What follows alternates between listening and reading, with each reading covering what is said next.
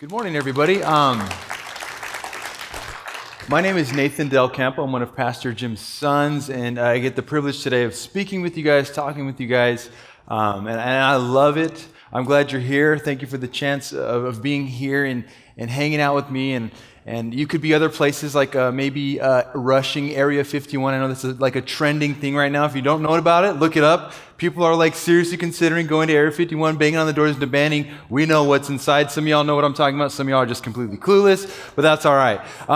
Either way, I'm glad you're here. A little bit about me. I'm by no means a Bible scholar. I don't have any education in terms of Bible knowledge. I went to college, got my bachelor's in mathematics, and I got my master's in education. So this Bible stuff is fairly new to me, I guess you'd say. A lot of you probably know a lot more than me, and that's okay. Maybe you can teach me something later as well. So today we're talking in this series of our thoughts, and we've had this foundational verse. It's from John chapter 10, verse 27, and it goes like this: "My sheep listen to my voice, I know them, and they follow me." And it's the idea that we as Christians or Christ followers are like sheep. We know his voice, we follow God, and so forth like that. And the past 2 weeks we talked about thoughts, and what does the voice sound like? Reoccurring thoughts is the first message in the series. The second message was understanding God's wisdom for our lives. That's what Pastor Charlie came up last week and talked about. And now this week, I'm going to be talking about something I would say very prevalent, at least in my career path that I chose, is teaching. And I see a lot of students daily that they proclaim they struggle with like mental illness, and that they have suicidal thoughts, depression, anxiety, all that kind of stuff. And I'm not here to make it so heavy and that only the people in this room that are struggling with that can relate to this. But what I see is that there's this attack on the human mind. A lot of the things we're believing are just flat out lies. We have these ridiculous ideas of what we should do, and they sound great, they sound real, and then we end up playing it out, and it's just a terrible idea. And like, for instance, something kind of surface level here. If you don't know me, I consider myself a bootleg or like a YouTube mechanic. I like to just see things like, you know what, I can do it, and more often than not, it just blows up in my face. I'll just be honest, I'll cut the story short and tell you that. I owned this truck when I was 18 years old, and it was just this little white truck. Some of you guys remember that I drove a little white truck back then, and I remember the first thing I wanted to do, because it was a truck and I had this little cab in the back, I'm like, if I'm going to look tight, and I don't even think people use tight anymore, but if I'm going to look tight, or sound tight, I got to have like a banging system in the back. So I installed the system, me and my friend, but the problem was when we installed it at night, and we didn't realize that this light here wasn't going to turn off anymore. So after we installed it, set it up, it sounded great. We closed the doors, but this cab light stayed on. I even sold it that way when I got rid of it. And then fast forward a little bit further, I remember my brakes went out. Another friend of mine, we were like, hey, you know what? Forget paying money to get your brakes fixed. We could do it ourselves. So I went to his house. We did it ourselves. A couple of weeks go by, the brakes are grinding again, and it cost my father even more money then, because I was only 18, and I didn't make that much money. And then fast forward again, my emergency brake cord, that broke, and I remember going to the Ford dealership right here, asking them, hey, can I buy this part, yada, yada, yada. I looked at it, and I thought to myself, oh, I could easily install this one. And so I go home, I take apart the drum, I guess you'd say. I don't even know mechanic stuff at all, car stuff, whatever, but I figured I could do it. So I took it apart, and because I was such a good mechanic, when I took it apart and put it back together, there was extra pieces I didn't even need anymore. I was like, man, I was about to email Ford and say, hey guys, you did it all wrong. I have a better strategy. No, it ended up just clanking around. It would lock up at times. Just the disaster cost even more money. And the last one, to just add the cherry on top, was the worst of the worst. And this truck, I had a lift installed in the front, and I was going to add a couple of leaf springs in the back to lift up the back. And I was like, it's just a couple of bolts. It ain't that hard. So I get a jack. I jack the truck up. I undo the lug nuts in the back driver's side wheel. And I realize I don't have all the tools to do this. So I have all the lug nuts off. I stop what I'm doing. I call my friend Michael. He's one of my best friends. He was on the stage playing the guitar here. And we're both like 18 years old. And I'm like, hey, Michael, I know David, your dad, has all kinds of tools. Can I borrow your tools? He said, yeah, come on over. Just pick them up and get whatever you want. I'm like, smooth. And so I stop what I'm doing, hang up the phone, move the jack out from away to the car, and drive off. And so I guess you guys already know what's going to happen here. So I drive off, and I live in South Corona. I went to Centennial High School, so I lived right by there at the time. And now Michael lives over by Norco High, so I'm like, okay, I'll be right there. It's just a few miles. Nothing bad can happen. And as I'm going over the 91 freeway, I feel my truck begin to take jagged jerks to the side. And I'm thinking, what the heck's going on here? I'm like, do I need alignment, something? But it was something I've never felt before. And I was like, okay, it kept swirling all over the place. So I figured, hey, I better pull off the road, pull off the 15 freeway, exited right here on Hidden Valley. I take a left on Hidden Valley. It's still kind of going kind of crazy, but I'm like, okay, I'll get to Michael's house, I'll figure it out. I take a right here on Hamner, kind of in front of that Target, McDonald's, Shell, and all that stuff right there. The second I take a right, I'm going, driving, thinking I'm all tight because I got my system going. Back then we drove like this. Maybe some of y'all did that. But that's how I drove. And so I drove like this, and then it just goes boom. And you hear, and the back wheel popped off because I didn't put the lug nuts back on. And I'm dragging for a little bit. It finally stops. And the worst part of all of it was this. I'm sitting there, and out of the corner of my eye, you know what I see flown right by me? My tire just rolling down the street. I was like, you gotta be kidding me. It just don't get any worse than that. And so that was my end of my bootleg mechanic years. And maybe you've never had a story like that where your wheel actually fell off, but I can guarantee you in life, we've had moments, ideas, times where we said, I'm gonna do this, and we do it, and the wheels fall off, and it's a disaster. And we wish we could get the time back. We wish we could get the money back. I wish I could have got my father's money back, because back then, like I said, I didn't pay for it because I was just a kid. But in our lives now, we're responsible for what we chose to do. And we believed lies in our head. We believed fear in our head, and it resulted with what we're stuck with. Maybe now we're at a job we don't like. Maybe we have some purchase we don't like. Maybe we even started dating somebody we didn't like because we're just like, out of fear, I got to find something here. I got to make this move. And now we're stuck. And that's what I want to discuss today. And to be even more sincere, in my life, this happened about 1.5 years ago. My current fiance now, we went through some tough seasons, if you will. And about 1.5 years ago, I remember something about me in my life, I operate in fear. Big time. I wish you could really see the magnitude of fear I have in my life of the worst case scenario. And I remember sitting there, and we were talking about what the future looked like, and we were going to get married, this and that, and we weren't engaged, nothing like that. We're just dating, boyfriend, girlfriend. And I remember all my emotions, and this has happened I don't know how many times in my lifetime, and now I'm kind of aware of it, but at the time I didn't know what was going on. All my emotions just shut down. And it was as if I was a shell of my former self or myself.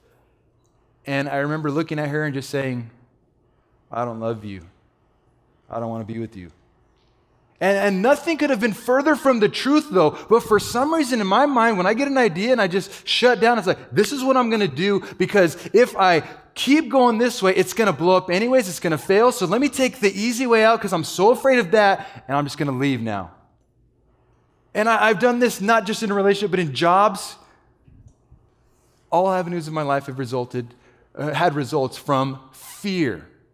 And I broke up with her, and that was already the next day. I remember I came to, I was just like, what did I just do? Yet again, I let fear rule my life, and now I'm living with the results of this terrible decision. And then now on top of that, I have more fear. Because no longer was I afraid of getting married. Now I was like, oh my gosh, if any single person in the room is honest with themselves, their biggest fear is, am I going to find anybody? Or I'll never find somebody. And that's the fear I was living in, because what else did I really have to worry about? I had a career, I had a job, but it was just like, I'm never going to find somebody. And now that became this crippling fear, this blinder over my eyes to see anything good in my life. And I began to just break down. I would just have moments where I'd just be at work in the middle of teaching, and it would just hit me. And I'd want to cry so bad. I want to just run away, but you can't because you got 36 kids in the room, and they're all like, Mr. Del Campo, da, da, da. And I'm just like, leave me alone right now. And even they could tell something was up. They could see it. Physically, you could see it as well. I had lost about 15 pounds because of stress, anxiety, depression. And I don't know about you, if anybody in here gets like anxiety, I get it like right in my shins. Like both my shins just feel like this tension of uneasiness inside of me. Life's not where I want it to be, and just utter fear. So much fear in my life that I couldn't even sleep at night. My thoughts would just be spinning of everything bad that is ever going to be and never going to be good ever again. And that's where I sat, and I stayed for quite a while, a couple of months, until finally I had a breaking point. And I remember texting my father, and I told him, look, dude, I'm not having a good day today. Just so you know, I'm having thoughts of suicide. Like, I just want to give up. There's no point. I don't know how many more times I can fail in life. I don't know how many more times I can just make the wrong decision and keep bouncing back, because I'm just done with this. It's just not working out. I cannot make a wise choice if my life depended on it. And fear crippled me. Fear paralyzed me. It ruined my life, all because it started up here as a thought, an idea, and it exploded. Then, because again, I was so desperate, I remember texting the counselor on staff here, Pastor Eric Disney, and just saying, hey, can I talk to you? I'm it's just not working out. I'm just tired of where I'm at in life. And then even more on top of that, I was so desperate, I decided, hey, I might as well read my Bible. Everything else in my life is negative. You think I would have turned to that first, right? Being a good Christian kid, but no, I ended up just trying everything else and realizing, it's just not working. It's just not working. So I turned to my Bible. I turned to podcasts, listening to everything and anything that was just God-related, that was positive, because I had to take my mind off all this negative fear around my life. And little by little, sitting by myself, reading my Bible, listening to church music and all that kind of stuff, and came to this realization. I started paying attention to the way I was thinking. And about 99% of my thoughts were all bad. They're all just terrible things, nothing about anyone else but my own life. Like how this isn't going to work out, how you'll never have another chance, how you're going to stay in this exact spot for the rest of your life and it will never get better. And I'll tell you the truth, I believed it. And some of you have sat there in those same moments where you hear all that and you believe it with all you got. You're like, yeah, it's just so true. In fact, you don't even have that conversation. It is what it is. This is what I am. And it's the worst fear you can possibly have in your life. Nothing physical out there was really haunting me, but it was just all up here. And it ruined me.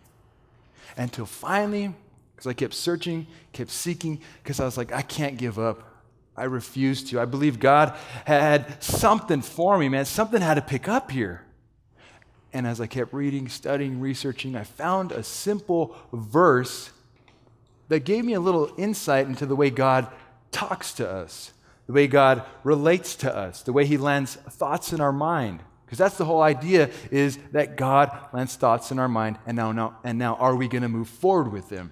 Because for me, there was no such thing as moving forward. I was just right where I was at is where I was going to be. And I found this verse, and this verse is out of 2 Timothy chapter 1, verse 7. Very popular verse if you've been in church circles, maybe you're raised in Sunday school and all that stuff. You've heard it before, and I'm a simpleton, so I'm going to keep this one pretty simple. And it's this verse that goes like this: for God has not given us a spirit of timidity, but I prefer a translation that says the word fear, because that's more related. We all speak in fear. But of power, love, and discipline. I'm going to sit right there on fear. Now, you notice here, it doesn't say God's really speaking to us. It doesn't say anything about His thoughts. It just says His Spirit. And so let's think for a second. Would you agree that your spirit kind of dictates where your mind's going to be at?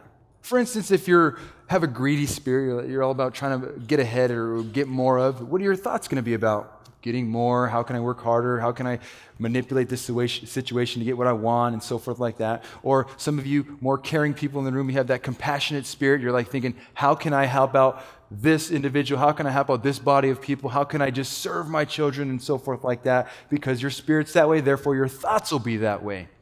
So, and any parent in the room would agree that once that kid came along, you maybe never said it out loud, but everything inside you was trying your best to make sure that they had the best. And it's true of all of us, true of all our spirits. Wherever our spirit's at, that's where our mind will be. And so now hang on to that, and now think about this. We have been made in the image and likeness of God. Maybe you don't believe that. I believe that. The Bible tells me so, and that's where I get my identity from. And so it's saying a lot of our characteristics come directly from God. So this idea of my spirit and my mind are kind of interlinked goes hand in hand with God's spirit and the way he thinks and the way he lands thoughts inside of our mind. Because here you get a picture of his spirit. His spirit is not of fear. I don't care about necessarily the last half here for today, but just focus on the fear, because I think that's where a lot of us are sitting and stuck in, is just the fear. So if God's spirit does not operate in fear, if he doesn't give us a spirit of fear, therefore his thoughts he's given us are not of fear. So somebody in here desperately needed to hear that, because you're probably tossing and turning at night. You're just ready to throw in the towel. You're ready to give up hope. It's just not going to happen. You've just sat on the fear. You've believed it to be true. But now today, hopefully, you can see that, wait a minute here. These thoughts are not from God. In fact, I would even argue they're not even from you. Because if God, now just think logically for a second here, if God does not operate in his spirit or thoughts in terms of fear, it's got to come from the opposite end. Because everything in life kind of works in opposites. Up is down, left, right, so forth like that. So if it's not coming from the good side, God's side, therefore it's coming from the devil's side, the bad side. And you can at least acknowledge that. Say you learned nothing else today, but at least today you understood, oh, wait a minute here. This fear, this anxiety, this depression that's hanging over me, it sure as heck ain't from God. It sure as heck ain't from me. It's from something else that the Bible describes as trying to steal, kill, and destroy, trying to just rip you apart. And you can see it in your life now. If you really open your eyes to see, you're like, yeah, it's just this fear is just trying to tear my life apart. And maybe it has. And maybe today's the time we finally acknowledge, hey, it is just lies. It isn't true. I don't have to make these terrible decisions anymore based off of fear, because I know my God doesn't speak to me in fear. Or maybe you're thinking, I'm ready to step through a door, but I've had so much fear. But now you're realizing, like, no, this fear is not from God. This fear is not even from me. It's from the devil. I don't even got to acknowledge it anymore. Because now you're ready to step through into the best season of your life. So, let's just say, okay, we acknowledge now that fear, where it comes from, what it is, how it works in our mind. But you know it as well as I know it, that fear comes creeping upon daily. And once you kind of win a battle, a new battle starts. Or even the old battle comes back up again. So what do? Do we just sit there and, all right, it's fear, and just let it overtake you again? No, you got to have some sort of offensive weapon. And the way it works is you have to have something that can overwhelm those overwhelming thoughts. And let me tell you a story about Jesus here, and this is kind of how it all comes together. Because Jesus here is hanging out with his buddies, his 12 disciples. Now, these 12 disciples, they are what's called fishermen. They are commercial fishermen. There's what they're raised to do. They're bred to do. They're born in the water, basically. They knew the ins and outs of this specific lake. And if you went to Israel with us, you saw this lake, the Sea of Galilee. It's maybe about as big as 4 Lake Parises. It's not that big at all. And so these sailors, they're used to this specific body of water. They grew up next to it. They've seen the storms. They've seen the sun. They've seen it all. But for some reason, they're on this trip with Jesus, going from one side to the other. And some of you that were raised in church, you know this story. They're in this boat, the 12 sailors. Jesus, he's doing his own thing. You guys know he's asleep at the time. And a storm rises up. The waves are crashing. The water's raging. The wind's just soaring. And the disciples are freaking out. Now think about this. The disciples, I would say, are on their home turf. Like, they're in their best vein of their life. They're doing what they do best, which is sailing. But yet, even though they were on firm footing in their world, it just got out of control. They had great fear, it says, that they felt like they were going to die, they're going to perish. To the point of, they woke Jesus up and were like, dude, do you even care about us? We're about to die here, and you're over there taking a nap. And I can just envision Jesus kind of doing a stretch, doesn't even care, just kind of, hey guys, just relax, man. And has that nice smelling morning breath as he wakes up from his nap, and right, some of us have that clean smelling. I do, I know, it's okay. But anyways, wakes up and probably just tells his disciples, like, hold on. Gets up, tells the storm, looks the storm in the eyes and says, be still. Now think about this. The fear was overwhelming. The fear was completely over. You got to think how fearful they must have been because they're sailors. Now, if you and I were in a boat, if you're not a sailor or a fisherman, I'd be freaking out. Any little wave, I'm like freaking out, like, oh no, I'm going over. But these are like huge waves. They're used to all this, but yet they don't have any security. Their fear is overtaking them, overwhelming them. And now they see Jesus stand up, calm the storm. Now you got to ask yourself, what was more overwhelming? The storm or seeing your friend calm a huge storm? The storm to me would have been so, like, I've seen big waves. Okay, I've seen people on TV go through treacherous waters, but to see some guy stand up and say, hey, calm down, and then just move on with his day to a storm, it's mind-blowing. And it shows you that when fear comes upon you, when it's overtaking your life, when it's overwhelming, you need something to overwhelm that overwhelming feeling. And that overwhelming thing is Jesus Christ, because his truth, his word spoke to that storm, calmed it down, and they had peace in their lives. The fear was gone. Aren't you tired of living in fear? Aren't you tired of life kind of just passing you by? Aren't you tired of the mistakes you've made just out of reaction of sheer fear? Or maybe today you're just saying, I've just barely learned to acknowledge fear. Now, there was this mathematician. I studied math in school, so I know I'm a big dork, and I love math, and any kind of mathematician stories are cool to me. But there's this mathematician, and his name was John Nash. They made a movie about him about 10 years ago, and it was called A Beautiful Mind. Maybe you've seen it, maybe you haven't seen it. And in this movie, this mathematician is crazy, like all mathematicians are. We're all crazy. But he's kind of a loony dude, and he begins to see figures, like people, full-on people, 3 people. At least this is kind of how Hollywood painted it. Maybe it was a little bit of a stretch, but 3 people, 2 older guys and a little girl. And he goes through his life and he thinks they're real. In fact, he thinks one of them's his employer, and he thinks the other one's his college roommate. And he thinks his college roommate has this like little girl that just hangs out with him. It doesn't make any sense to me, but that's how it is. And then one day, they realize he's crazy. He's seeing things. In fact, his wife is like, John, you're insane. They take him to the psych ward, all that stuff, and he gets out, and he like refuses to believe that it's been a lie this whole time. He's in the fear. He's in the moment just saying, no, this is truth. And there comes a point in time where he's giving his son a bath, the wife's out of the house, and then John starts going crazy. And the kid's there, the water's turning on, the water's rising up, and the kid's about to drown. And then the mom comes in the room, she's like, what are you doing? I've had enough. You're about to kill our kid. I'm taking off, I'm leaving, I'm packing, I'm going to my mom's house, wherever she says she's going. And John's just in there going crazy. And as she's packing up, she's leaving, it's raining, dramatic scene, the music just changed, all that stuff going on. She's driving away, and John has this moment, this like epiphany, if you will, and he runs outside, slams on her hood in the middle of the rain, and says these words, she never gets older.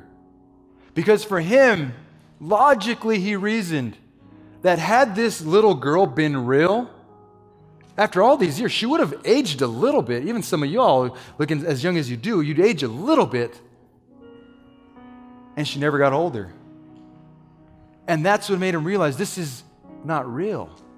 It's not true. And that's how it works for you in this case of lies and fear and anxiety and depressing thoughts, all that. It's not real. God did not send that to you. In fact, it didn't come from you. It came from something, the devil, that has no business in your life, that only wants to tear you down. And so you got to learn now to say, you know what? Yeah, it's there, but I choose not to acknowledge it, because John Nash eventually realized it was all fake. And even in the movie, they portray him doing this. He sees them and he chooses not to acknowledge them anymore. Because think, the fear doesn't go away, right? It never goes away. If you think fear goes away, you got nothing coming. Let me be honest with you guys right now about myself. I still want to run away from marriage. I've had a marriage fall through, so in my mind, I'm like, we're getting married later this year. In my mind, sometimes it just comes overwhelming. I'm like, I just want to get out of here. I just need to run. I just want to go up into the mountains, take my money, and just live by myself for the rest of my life. And even more so, when I come up here and speak, I dread it. I love it, but I dread it. Every time I go to speak, the same exact lies pop in my head. I'll tell you how it works. Okay? Saturday, the same lie every time. You didn't prepare enough. You're going to go out there and flop. You're going to forget everything you said. Plus, ain't nobody caring about what you got to say. And I'm like, you know what? This is kind of true. Like, maybe I should text somebody like Pastor Jim, Pastor Charlie, Pastor Dave, somebody, just anybody but me do this. Then I'll go to bed Saturday night, kind of tossing. I'll never sleep good Saturday night to Sunday morning. Even last night, I just didn't sleep good. I'll wake up Sunday morning, my stomach in knots because of the fear just trying to overwhelm my mind. And I'll wake up and I'm like, should I tell somebody? Should I text somebody? Should I just give up so that I just pretend I overslept or something? Then even more so, I'm back behind this stage as worship is happening, and I'm just thinking like, okay, I hope the power goes out, or I hope somebody just like, something happens. Maybe they just choose to have a worship day and I don't got to do anything. Yes, thank you. Because my mind is so wrapped around the idea of just being afraid, like don't do it. It's safer to stay behind the curtain because you come out here and everybody's going to fall asleep when you're speaking. They don't even care what you got to say. And that's the same fear I live in every single time. It never goes away. But I've just learned now to no longer acknowledge it, to no longer give into it, if you will. Yeah, it's there. It still knocks on my shoulder. I told you, all that stuff's true. Like right before even second service, I did this already first service. Second service, I'm still kind of like, I can still kind of get out of here. Like, I don't know, what movie's playing right now or something. But I force myself to step through the fear because I've learned to acknowledge the fear for just being fear, I use it as kind of like a compass. Because think about this. If the fear doesn't come from God, the fear doesn't come from yourself, the fear comes from the devil, I can best believe you, he's holding you back from something great. So now I tell myself, whenever there's fear in my way, I'm pretty sure that's the way I got to go. And I can tell you from minimal examples, minimal experience here, a few months, that when I chose to start stepping through, life just seemed to pick up. And I began to get in the best season of my life. And I don't say that to brag at all, but I say that because I'm hoping that you can be encouraged. Because I think we all want happiness. I think we all want peace. I think we all want the best for ourselves and our families. And to get there, you've got to overcome the fear. You can't let it push you around anymore. You can't let it dictate your life. I would argue that we're all just fed up with living a life we don't even like. Living a life that we were kind of just given out of fear. But maybe today's the day that we all turn it around, that we start and begin to live our best life. Thank you. Let me pray for you guys. Hello, everybody. I hope you enjoyed the message. And I would just like to invite you to share that with as many people or one person that you think just might need that. Because not only do we want the Bible to be truthful, which it is, we want it to be useful. And we try to make it as practical as possible for me, for you, and for any friends that we have, especially those far from Jesus that might need that. And another thing too you can do is you can now subscribe to the New Beginnings YouTube channel so that when these messages are archived, it'll pop up and let you know it's there, and you can go back and watch that, or once again, share it with somebody else. So we just hope you have a blessed day. Once again, hope this thing ministered to you, and look forward to seeing you again soon.